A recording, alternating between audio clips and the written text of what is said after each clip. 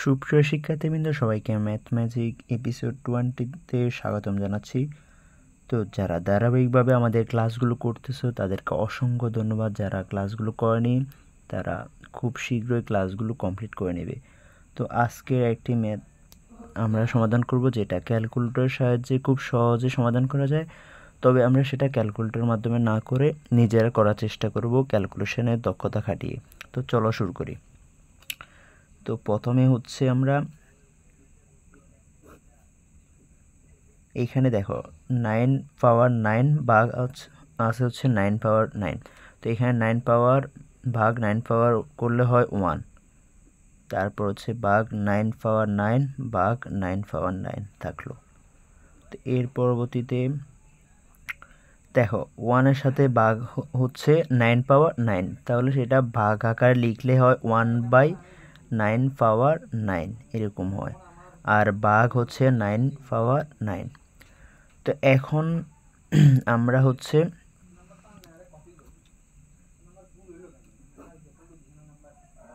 দেখো 1/9 পাওয়ার 9 ভাগ, এই দেখো এখানে ভাগটাকে আমরা এখন গুণে কনভার্ট করব। তো গুণে কনভার্ট করলে এখানে 9 পাওয়ার 9টা হয়ে যাবে 1/9 পাওয়ার 9 এরকম হয়ে যাবে।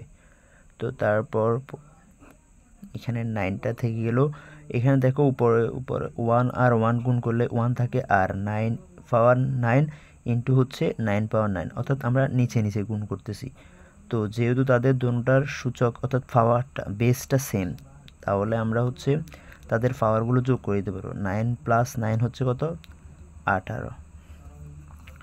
তো পরবর্তীতে এখন আমরা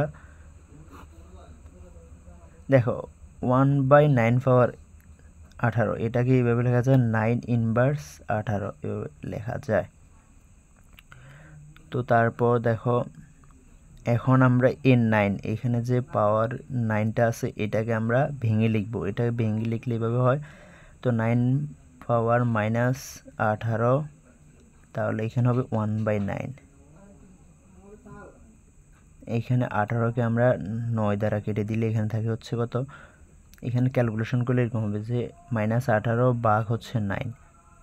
তো 18কে 9 দ্বারা ভাগ করলে হবে কত? -2। এখানে যেহেতু মাইনাস আছে তাহলে -2 হবে। তাহলে 9 পাওয়ার হবে কত? -2, অর্থাৎ 9 ইনভার্স 2। তো এটাকে লিখলে হয় এরকম 1/9 স্কোয়ার। তো এটা যদি ভেঙে আর একটু লিখি তাহলে কত হবে? 9 স্কোয়ারকে ভেঙে লিখলে হবে কত? 81। তো এটা হচ্ছে আমাদের ম্যাথের সমাধান। তো আশা করি তোমরা ম্যাথটা খুব ভালোভাবে বুঝতে পেরেছো। এটা ক্যালকুলেটর সাহায্যে খুব সহজেই সমাধান করা যায়, তবে আমরা আমাদের নিজেদের ক্যালকুলেশন দক্ষতা খাটিয়ে ম্যাথটা সমাধান করেছি। তো ধন্যবাদ জানিয়ে ক্লাসটি এখানে শেষ করছি। যারা দেখেছো তাদেরকে অসংখ্য ধন্যবাদ। বিদায়।